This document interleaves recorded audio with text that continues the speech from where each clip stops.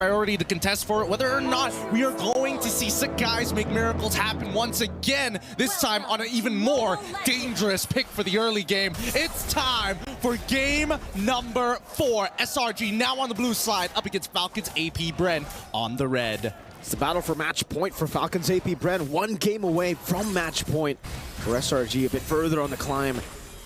You know, I was talking about how, all right, on the Novaria, it's a great pick, especially considering this is the first time that we get to see Falcons AP Bren, at least in the knockout stage, on utility, back again. So Novaria provides a lot of good poke, and then obviously when the Lolita came up, it's just like, can't believe I forgot about this, right?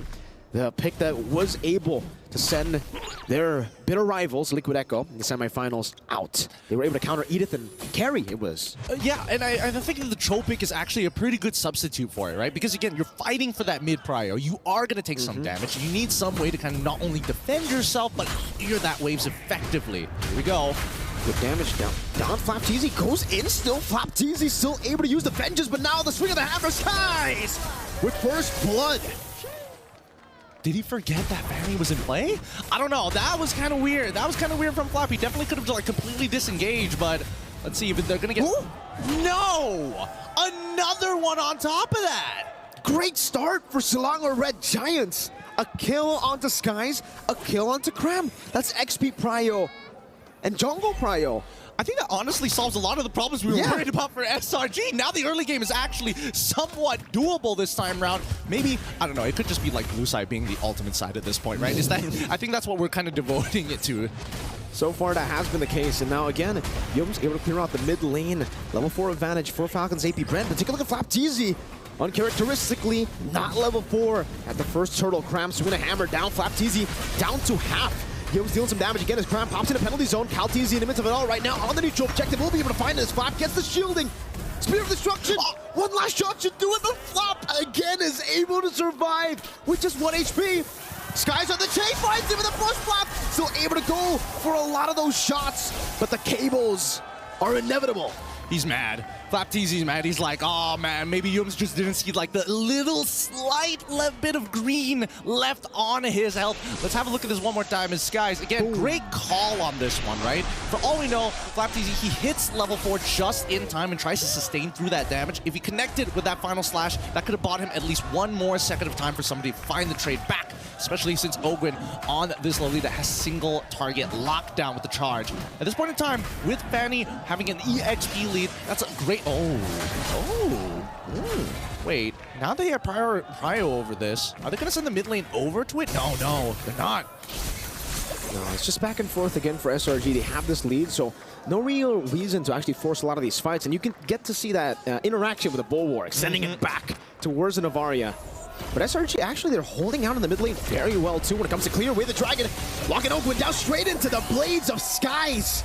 3-0. That was a great idea. This is a great idea. This is why I really liked the Cho pick when we see Yums play. Yes, he wants to make highlights, but at the same time, there's a lot of interesting interactions, and most importantly, he can cancel out Ogun's Numenon Blast early. He can kick him out of position, and the same can be said about Calteezy when we come down to these Lord situations. It's how do we utilize this Way of the Dragon effectively? Good Black Shoes usage there by Few, able to evade from Skies' damage. But now he's on the purple buff, and Yums will have to buy some space. Stormy in the mid lane as well, trying to clear it out. Trying to get this prio for Skies. Calteezy already jumping onto Yums, trying to find a trade for the purple buff. But Yums is going to be caught, forced to flicker out. Super Marco on the chase, the flicker. No flicker. It's just a few recalls. Innocent with the pin down in the mid lane. What happened? Few got picked off. I mean, everything is happening all at the same time. He's caught mid-rotation here, and now the penalty zone to look for more. Oh, Spear of Destruction as well. Now he's going to be Innocent. Caught in the final slash, still able to evade right now, but the Numenon Blast is able to connect. He has the Purify. He baited out the Vengeance straight into the kick. Into another spear from Innocent. Dude, talk about well-played Innocent there, right? He purposefully delays until he sees the engagement, the vengeance coming in from Flapteezy, hits that Purify so that he's stuck. Once he's on top of that Moskov, he's got nowhere else to dash because it goes on cooldown. Skies with the cables. Oh! He's able to steal it away again! This time a level ahead. It's not about the players anymore. It's blue side. It's something about blue side, right? It's sorcery. How is this fair? How is blue side so dominant in this game thus far? I thought the draft coming up for Falcons Ape and Bren is honestly not that bad, but considering these early interactions not falling into their favor, it looks like SRG really taking advantage of every single bit here. But same like last game, that mid-game spike from Falcons AP Bren. We need to see that happen. So far, Kyle Teasy hasn't been able to create too many opportunities just yet, but that's all due because some people are getting caught off. Other times, you just don't have the battle spells. Man, I just keep remembering now with this kind of performance on the Assassins versus the Utility, I keep on remembering and recalling that interview with the Malaysian content creator. What is his name? I think it was DJY. He said, go Assassins. Assassins #1, he said. Assassins is the way to play the game, right? I mean, look at that. He's already got... Oh, my goodness. At least he's building up to a 2K lead onto Kyle Teasy 6 minutes into this game. But that's when we see Falcons AP Bren, right? Their comp really comes online once they start grouping up together. Okay, Super Marco able to read it out. Has the Purify, but now with the cables, the way the Dragon comes in, cut those skies! Wow! Are we playing on mouse and keyboard or something? He's literally pointing, clicking, that man must die, and they find it each and every time. It's a target ability for Skies. Oh, it is. And it's about to get even worse for the side of Falcons AP Bren if they keep on slipping up on these leads from SRG. And right now, the main attack dog, the initiator, Yums, he's doing so much this game. Doesn't have the way to Dragon here, but will be able to knock him up. Flapteasy gonna be knocked out. The penalty's all canceled by the stun. Kyle Teasy caught in the Astral Echo Innocent. Now with the Abyss Walker as well, very low. No pin down with the Spear of Misery. Good cover from Ogwen. But he's forced to recall out. That's a free neutral objective to the Assassin Jungler. Honestly, not too bad. At least Falcons AP Bren aren't giving anything over to SRG besides the turtle. Oh, penalty zone though, onto few. Forcing him to use that black shoes, not that big of a deal. That's just an alt use. It's not like they're going to fight each other anyways, but SRG, I think they want to invade, and they're considering the options. I mean, they've got the Way of the Dragon ready. They could do it, but at the same time, the lack of purple buff from Sakai's means that SRG just have to wait. You can see the difference in level already. This is why the Assassins have been able to find so much more value in this meta. The clear speed is ridiculous. On top of that, how fast you are, so mobile, you can go and catch a lot of these waves that most utility junglers will have to give up. It's a 2-level lead for Skies, so finally, after 3 games, he finds himself ahead in level against Kyle Teasy. Hey man, similar to SRG, Falcons AP Bren have been known to flip fights over despite having massive losses in the earlier stages of the game. They're great at their timings. Both of these teams have a lot of similarities. Look at Skies, he's again pulling a Falcons AP Bren away from each other, trying to not enable their comp. These cables from Skies, man. Cramming the mid lane, goes for the penalty zone. Oh, the tenacity on the boots. Gets him out of the heavy spin, he flickers out of it. Meanwhile, down below, Skies! Man. What?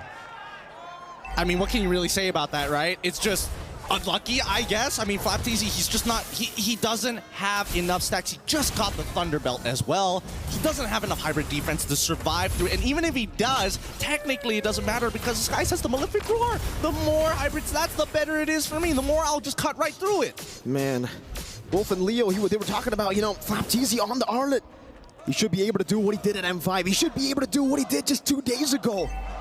This is an unreal stat, 0-4-0. Okay, we can't count them out just yet, right? But we know that the game has been accelerated to a point of no return. I think that from both sides, it could be like a quick game for SRG to move on, and Falcons AP Bren will then take blue side. Or if Falcons AP Bren really want to slow this down, we're hoping for some big plays from the initiators. Like, if not for Flapteasy, sure, maybe they can extend and guarantee a fight win, but Ogren and as well as Kyle Teasy need to work with some angles here against SRG. And unless Yums is caught slacking with that Shunpo, because right now he's playing mechanically perfect. This is a big problem, by the way, for Falcons AP Bren. Oh. Even the hand. Yeah, I'm not talking about Yums recalling, by the way. That's also a problem. You know, it's emotional damage that they are receiving every single tap of the recall. But really for SRG, it's how they're able to utilize the 1-3-1 formation as well. Fanny up top or Moskov up top and then someone else down below. Skies, you blink and you miss that, right? You blink and you die. Super Marco, great reaction time to evade from it. Without the Wind of Nature, he really has to respect disguises damage. And you can see for Innocent, he's already on to the Lord. Kaltizi going to be chunked down. Penalty zone, locking him down now with the help of Yoji. To the left! He misses the final slash, guys, finds it! Okay, they're just gonna back away at this point, right? SRG don't need to extend the lead. They've already committed. I mean, they got Flapteezy's final slash and the flicker as well. Maybe he's just looking for some sort of redemption in these fights, but it's fine, right? Falcons, they can technically lose their outer tier 1 and 2 in mid. They just need to make sure they high ground defense. Oh god, Skies now. Oh, Skies! He's out of there. Jumps. He's out of there. Oh my goodness! This kid's insane. Few now going to be caught in. Innocent able to take him down. Penalty zone locking him down as well. Meanwhile, away the dragon from Yums. Skies again looking for the assassination. Gets knocked up before he can do anything. But they will be able to take some of these turrets. Base turret up top taken down from SRG. 10-0 up against Falcons AP Bren. Owen forced back, forced to flicker out. Still with the Lord. This is the first Lord of the game. And they're looking for an end angle. Skies again with the cables. Okay, finally I can breathe here. SRG, they've set up checkmate angle, and we haven't seen a checkmate angle in a long time here at the playoffs, right? A 10k gold lead for the side of SRG, a missing inhibitor from the side of Falcons AP Bren. On this next lore take, Falcons AP Bren really need to discuss how they're going to approach this. Yes, they have zone control, but so far, SRG, now that the Lord Dance is more of a tango than it is a waltz, this push and pull is not in Falcon AP Bren's favor. Not at all. It really feels like they're just so far behind, and it is because they are far behind. Super Marco, super far behind, doesn't have the win of nature just yet. So even when he gets that win of nature, Stormy is going to be a constant threat. Remember, the Astral Echo straight into the almost unmissable Astral Spheres. He's going to have to build double time. Win of nature, Rose Gold, and he's going to have to do it quick, because this snowball is getting out of control. Yeah, it doesn't help the fact that even if we want to see Super Marco to go for the cleanup, Innocent can almost guarantee deal with him 1v1 because he already has the Winds of Nature in his backpack. With 6 kills on this man, 3 kills on Moskov, and 1 on Terizla, SRG are in prime position. Now, I think from SRG's side, the difference between this game and the previous is the fact that they were very honest. But now that they have mechanical heroes that really show the skill expression micro-wise, it's really forcing Falcons AP Bren to take their time, right? Their slow approach has costed them a lot, but right now SRG refusing to make too many mistakes. Not at all. No mistakes, it seems, right now. Good bulwark there to send it back. Cram taking a whole lot of damage, half HP. Skies again threatening some of these resources. Perhaps Innocent going to be able to go for the invade. Kaltizi secures the purple buff, so not losing too much here. But again, Falcons AP Bren, a big problem that they're going to have to face is the fact that the base turret up top in the far lane has been taken down. And SRG were already winning out early with the 1-3-1. Kaltizi got pinned down. Owen got baited in towards the jump. Now flickers back, penalty zone. Cram able to find 3 now. Blast canceled out by the penalty zone. Innocent in the back. Finding the spear of destruction. Meanwhile, though, Super Marco gets the blazing duet. Flapteezy absolutely melted down, but they are able to find a trade. Innocent very low. Still able to kite back now with Purify as well. Going back and forth the bulwark. Trading it back, almost bouncing it away. Skies again, trying to go for the assassination. Will be able to escape with the shielding. A good shot down onto Owen.